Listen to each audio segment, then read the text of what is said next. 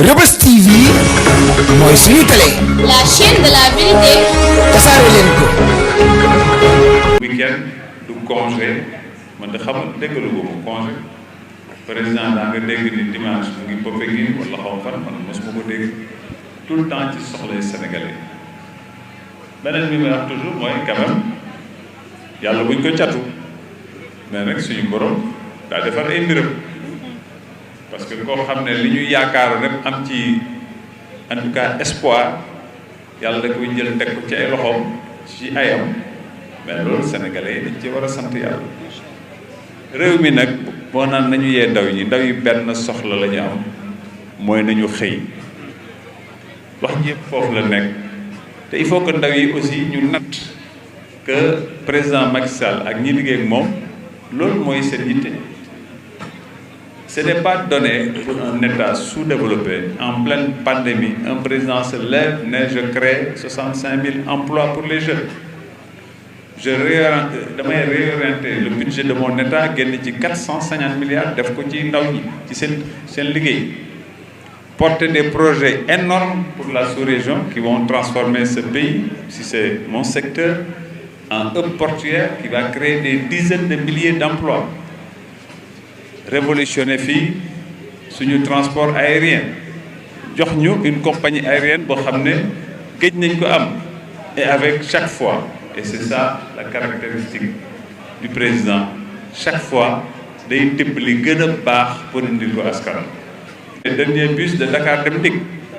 demul jël ay bus voilà yoo xam ne il prend toujours la meilleure chose pour sa population parce que loolu la leen yéene ñi doon wër. am na ku fi newoon bés bu teer bi doxee na mu changé sant amoon na wala amul waaw teer boobu tey kenn amul sañ-sañ dugg ci biir ne lii baaxul ci Sénégal moo tax boobu ba léegi ma ne ko moom kay léegi sant bi mooy bu ma ko traduire ci wolof mooy noppi mooy santam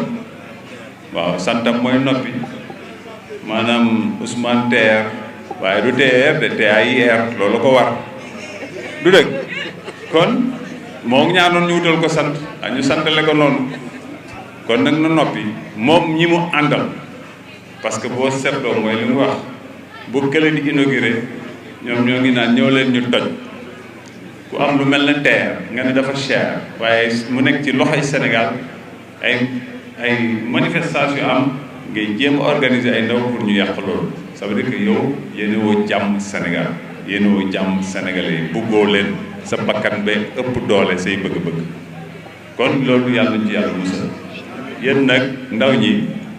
nañu natt ni peut-être boo nekkee ci xat-xat mën nga yàkkamti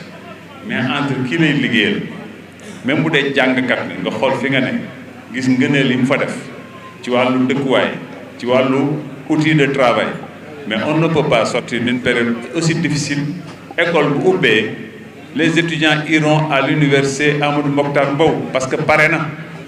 c'est-à-dire dans cette période ngay tabax ay universités yu bees di agrandir universités yi fi ne di moderniser les lycées di tabax ay écoles mais lan la ñu laaj un gouvernement lu dul mu liggéeyal askanam tey yàlla xam na ni nit mu ngi secteur boo jël santé pleine pandémie nga tabax ay hôpitaux bi ci gën a tuuti niveau c'est niveau 3 ba mu jumul Saint-Louis bi mu posé la première pierre ça va être un hôpital de niveau 4 ainsi de suite fii nga xool polyclinique bi fii principal bu pare amul benn Sénégalais bi am soxla ñu lay évacuer feneen et cetera et cetera et cetera donc bu la yàlla mayee ku lay liggéeyal aaral la sa alal fii ba les générations futures kooku da nga koy jàppale keneen ku ñëw nag di lay vendre du vent boobu yaa ngi tayle sa avenir jeune nag warul tayle avenir am dañu war a natt bu xam ne ñii ñu ngi ñuy promettre l'avenir di ko liggéey ñii ñu ngi promettre l'aventure parce que ñoom pour ñoom si le Sénégal doit brûler il n'a qu'à brûler mais il faut qu'ils accèdent au pouvoir loolu voilà le choix à faire donc il faut vraiment insister man de en tout cas natt leen li ñuy def en création d'emploi le ministre du Travail a sorti les statistiques ci création d'emploi dans cette période difficile mais Sénégal ñëpp a ko naw organismes internationaux yi bu ñu fi ñëwee ne vraiment Sénégal exemple lañu ci wàllu yëpp gestion budgétaire et cetera la viabilité de notre dette, la viabilité de la signature du Sénégal loo jël rek macha allah Sénégal war dañ ko c'est un exemple. nit ñi nag du ñu jóge fële Karim nu muy doon ndaw yëpp ñaata délégation ministérielle la jot yu jóge ci yeneen réew ñëw di def benchmarking ci biir ministère am di xool Sénégal nan lay doxee di saytu la en tout cas di jàngat ci PSE loolu nit ñi dañ ko war a xam au lieu que ñu nekk ci ay ndaxe mbaay bés bu yàlla sàkk te montage rek la ñu mën de c'est-à-dire ñoom mën nga leen romb fii di jël sa oto ñu filmer la dem ne Karim kat moom dong moo nekkoon démb ci biir Fann Point E Amitié ñoom loolu mooy seen campagne noonu la ñuy liggéeyee kon nag ñun on appelle les Sénégalais à cette conscience-là mais surtout aussi ci fulla bi parce que loolu la ñu xamee dañuy ñëw ci élection c'est le moment du choix il faut que les gens élisent élire mooy tànn mooy segg na nga segg ñi fi toog nit bu amul jaar-jaar bu amul dara je prends un exemple am na ñoo xam ne war nañ dem toppatoo ci seen ville yi nga xam ne ça croule sous les eaux ñu nekk fii di wër Sénégal di woote violence te alors qu'ils ne sont même pas candidats ils ne seront pas députés kenn du leen fal donc xam nga naxee mbaay aussi loolu bokk na ci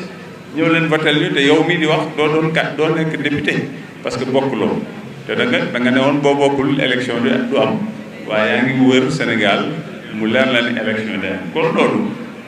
loolu c'est un exemple pour dire que nit ki lu mu la wax tey le lendemain mu génn ci ne la élection di fi am le lendemain nga gis ko muy wër di la wax votel ma ki la ne woon élection du am kay jarul ma la nga koy votel kon nag yàlla ñu yàlla jàppale maa ngi gërëm tous les camarades